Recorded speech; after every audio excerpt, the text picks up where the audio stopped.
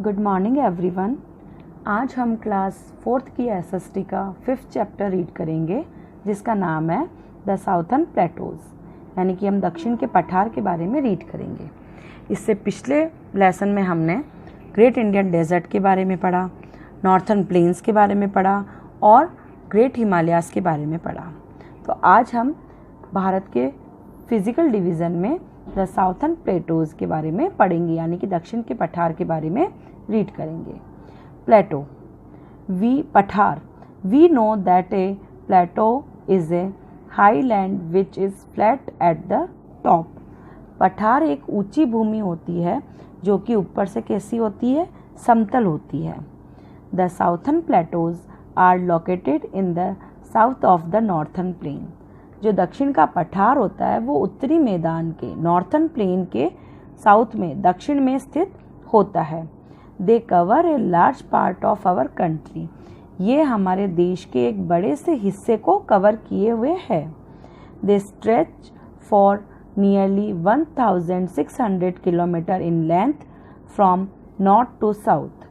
ये जो दक्षिण के पठार होते हैं वे उत्तर से दक्षिण तक की लंबाई में लगभग 1600 किलोमीटर तक फैले हुए हैं। In width they stretch for about 1400 kilometre from east to west. और चौड़ाई में पूर्व से पश्चिम तक लगभग 1400 किलोमीटर तक फैले हुए हैं। The area covered by the southern plateau looks like a cone in shape.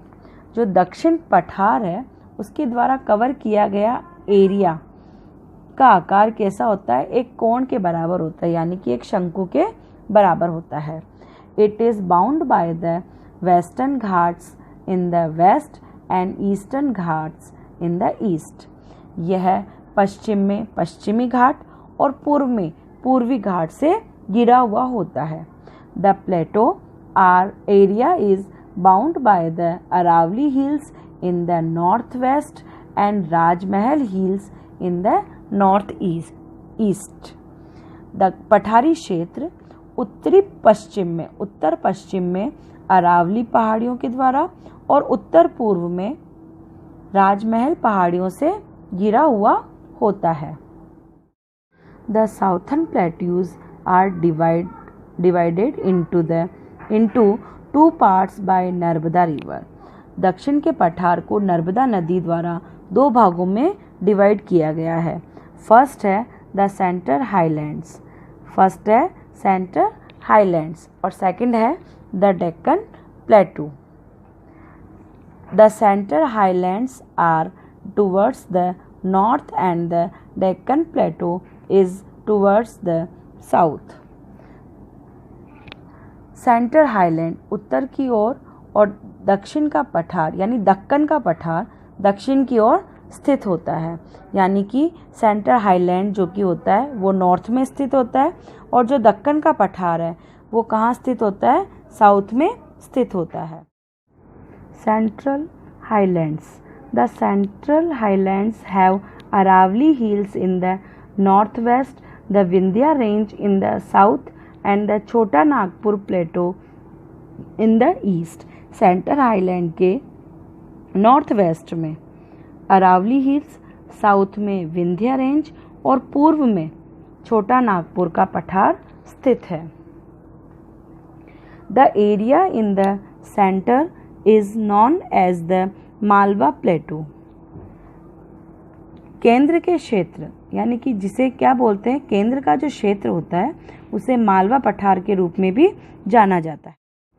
The Satpura hills lie between the rivers Narmada and Tapi. Satpura hills Narmada व तापी नदियों के बीच में स्थित होता है।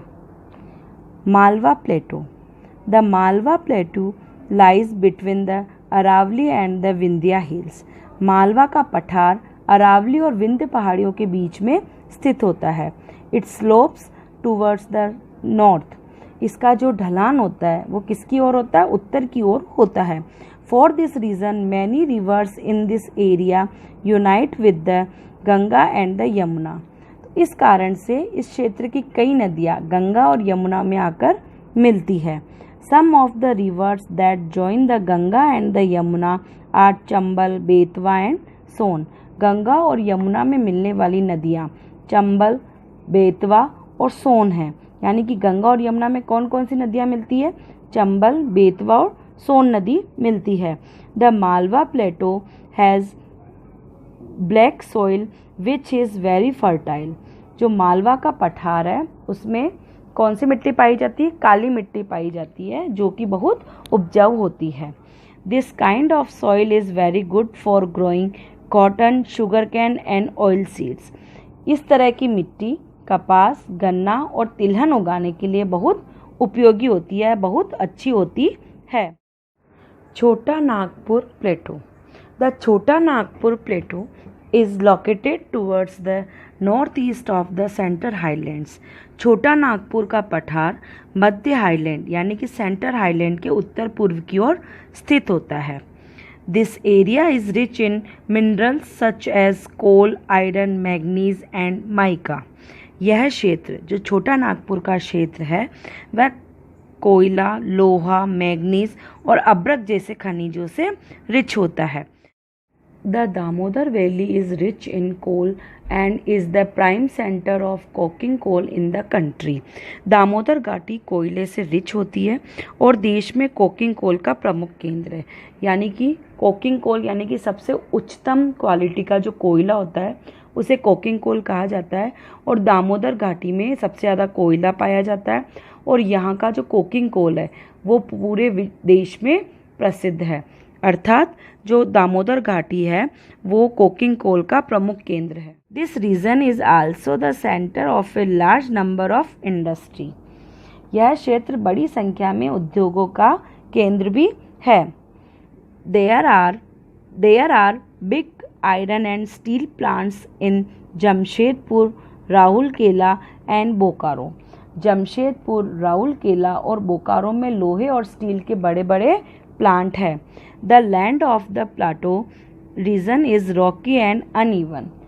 पठारी क्षेत्र की भूमि, उसकी जो भूमि कैसी होती है? चट्टानी और असमान होती। The soil colour varies from place to place.